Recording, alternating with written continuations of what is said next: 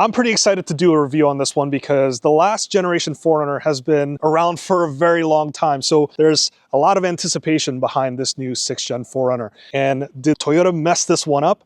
Short answer, absolutely not. I think they knocked this one out of the park. And I'll do a comparison between this specific 4Runner TRD Sport and the various 4Runners I've tested for this channel on a bunch of different topics like driving experience, interior features, and technology, so that you have a better idea before you go out and decide to buy one of these things. First off, the model that I'm testing is a pre-production prototype model, so this might not have the best fit and finish, and some things might be missing. This one is the TRD Sport model with part-time 4-wheel drive, and this is a $2,000 option. The TRD Sport model is one step above the SR5 model, and believe it or not, there's 12 trims to choose from, so it might be a little bit tough to tell which one is which, but you can tell this is the TRD Sport by these 3 distinct visual cues, aside from the TRD Sport badging, of course. The first one is that you have these color-matched over fenders. Now, while all 4Runners are very off-road worthy SUVs, I like to think that Toyota split the lineup between, for lack of a better phrase, more likely to spend its life on-road or more likely to spend its life off-road.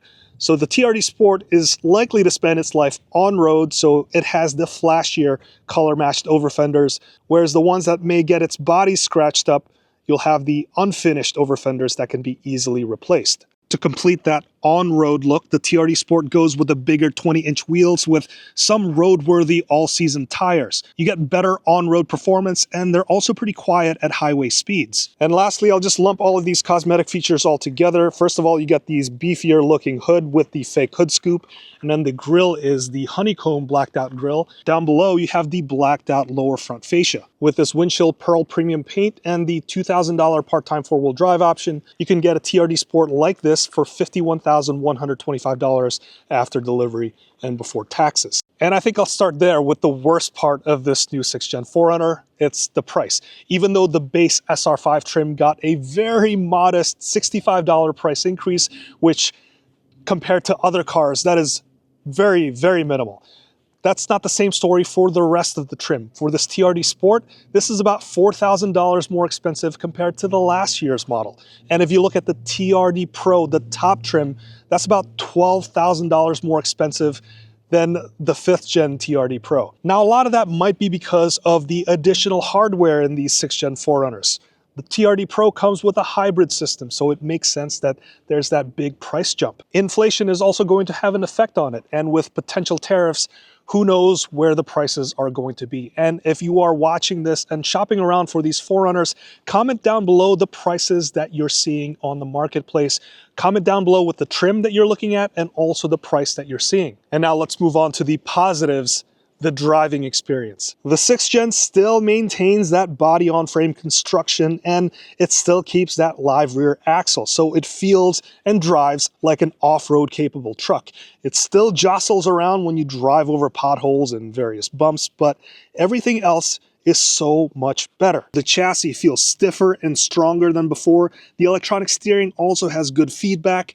Overall on-road feel is much improved over the previous models, and as it should, because this is no longer running on an ancient chassis. The all-new drivetrain is a big improvement as well, in my opinion. Now, depending on who you are, you might see it as a giant downgrade. The 5th gen 4Runner has a 4-liter V6 attached to a 5-speed automatic transmission. And for a while, that was the only remaining 5-speed automatic transmission you can get on the car market.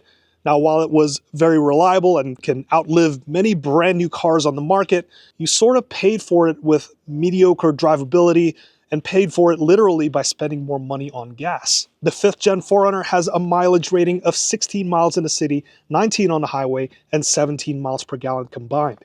Some V8 trucks with 4-wheel drive had better economy than that. Now, the power delivery on the 5th gen is also a bit lackluster. Being naturally aspirated, all of your power is higher in the RPM, so it took a bit of effort for it to get going. Whereas this 6th gen 4Runner now has a turbo, but it lost 2 cylinders.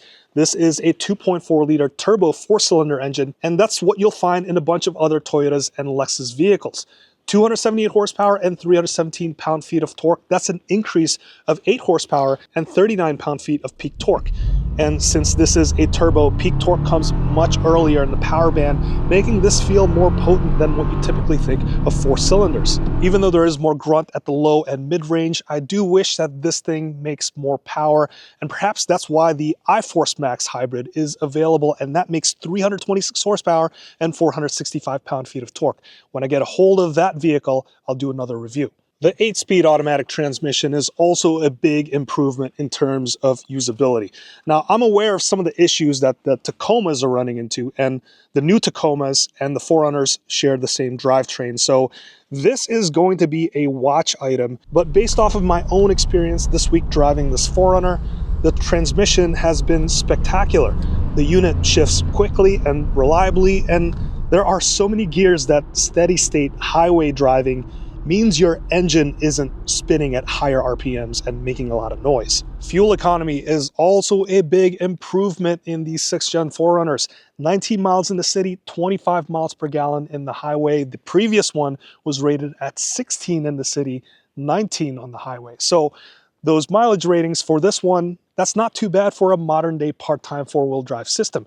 And also, you don't have to fill up with premium with this thing. You could just use regular, which is not bad considering this is a turboed platform. Now, I will reserve my off-roading impressions for a future video when I test drive either the TRD Pro or the Trail Hunter versions and driving on a proper off-road trail rather than this unimproved road. Now, I don't doubt the off-road capability of these new 4Runners at all, though I sort of doubt how well that air dam is going to survive, again, depending on the trail. The ground clearance and the approach angles are going to vary depending on the trim. The TRD Sport has an 8.8-inch ground clearance. Now, like I mentioned before, most of these trims will have this air dam on here, which will improve the fuel economy because of better aero. But it does kind of kill that approach angle though. And generally the approach and departure angles are going to be worse on these trims with this air dam compared to the previous gen. But if you look at the TRD Pro and the Trail Hunter, well, that's going to be pretty comparable and have a half-inch more ground clearance compared to the last TRD Pro. And should you rip this thing off if you plan on going off-roading?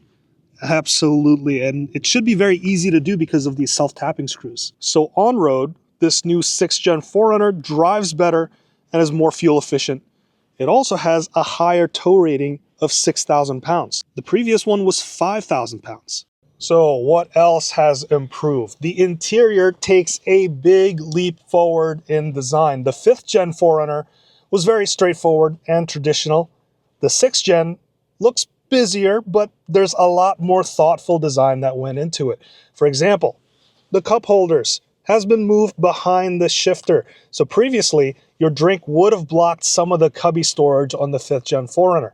This one, it's out of the way. The 6th gen also went to an electronic transfer case shifter as opposed to the manual. Now, some of you might miss the old way of doing it, but with a dial, it's more compact, and it even serves as a multi-function dial for your drive mode and tow haul modes. Storage is also generally better here. Now you have a spot for your wireless charger, or if you have other electronics like walkie-talkies, you have a dedicated spot here in the front and on the side, so you don't have to take up your cup holder like before. There's also additional storage above the glove box. Now, it's not too big, but it offers you with some flexibility in terms of organization. And this is basically the Toyota Tacoma's interior. It'd be pretty tough to figure out which one you're sitting in from this perspective. Now, the seats in this 4Runner is cloth, and they're really comfortable, and they're also heated. As for technology, this comes with a smaller 8-inch infotainment screen, but it's still very usable and better than what you'll find in the older 4Runner. This also comes with wireless Apple CarPlay and wireless Android Auto, and if you get some of the higher-end trims, you'll find a giant 14-inch touchscreen. Even though it's more screen real estate, it still sort of shows about the same amount of information, so you're not really missing out on much going with a smaller screen. As for the digital driver display, this comes with the 12.3-inch digital screen. Can't complain about it. I think it looks great and also has customizable sections for you to tweak. The 5th gen 4Runner comes with a traditional set of gauges, and you could still get traditional gauges on the lower end trims like the SR5. Now moving to the second row, there's really nothing that special back here. Second row legroom is not too bad at 34.8 inches. There's venting and some USB ports. I also like the built-in handles here on the B-pillar to help you get in, which wasn't there for the last 4Runner. Now some of you might not like this, but the second row folds differently on the 6th Gen 4Runner. It folds flat first, and then it tumbles forward. Whereas on the 5th Gen, you'd first have to raise the bottom cushion, and then the backrest folds downward. So I think even though the cargo space numbers, which I'll talk about next, is about the same, I think you actually have a little bit more usable space in the 5th Gen because the seats are more upright when they're folded, whereas this is sitting at an angle. So if you were to put a mattress in here or something like that, you might have just generally less space. Now, as for the cargo space, plenty of room back here at 48.4 cubic feet of space behind the second row. Some of these 4Runners also offer a pretty cramped third row, and you won't find that in this trim, but you still find remnants of the third row here as well. And when you fold the second row forwards, you'll get 90.2 cubic feet of space. Very cavernous, and those numbers are almost similar and just slightly bigger compared to the last Gen 4Runner. Now, from an exterior perspective, I'll let you folks figure out which one is better for the exterior design. Both of them have that rugged, angular look. All of these Toyotas have gone more boxy and sharp-edged, and the front end on this one comes with nice LED lighting and fog lights, and from the side the new 4Runner looks much more complicated with all the complex character lines and the sharp angles. And I just love how they've extended the look of this rear window all the way to the top, kind of like a throwback to the earlier 4Runners. And at the rear, my favorite feature, and I think everyone else's favorite feature too, that sliding rear window is still there, and you could access it via the buttons. If this feature is not there, I imagine all the pitchforks would be out and the company would be burned to the ground. I think the 6th Gen is a really sharp design. This thing looks like a beast, but the 5th Gen 4Runner also looks pretty good, so I don't think you can go wrong in the design department. But overall, I think Toyota's got a huge winner on their hands here, and it didn't take me very long to fall in love with this one. I loved the previous 4Runner. It was a great off-roading vehicle, but once you brought it on-road, it was very mediocre and it had disappointing mileage. This 6th Gen 4Runner basically took all of those mediocre features of the 5th Gen 4Runner and made it so much better. In terms of reliability, I think the jury is still out, so watch this space. I want to thank you so much for watching all the way up to this point. If you want to see my review of the Toyota Tacoma, check out this link over here. I want to thank you guys so much for watching. My name is Hanson. This has been the 2025 Toyota 4Runner, and I'll see you in the next one.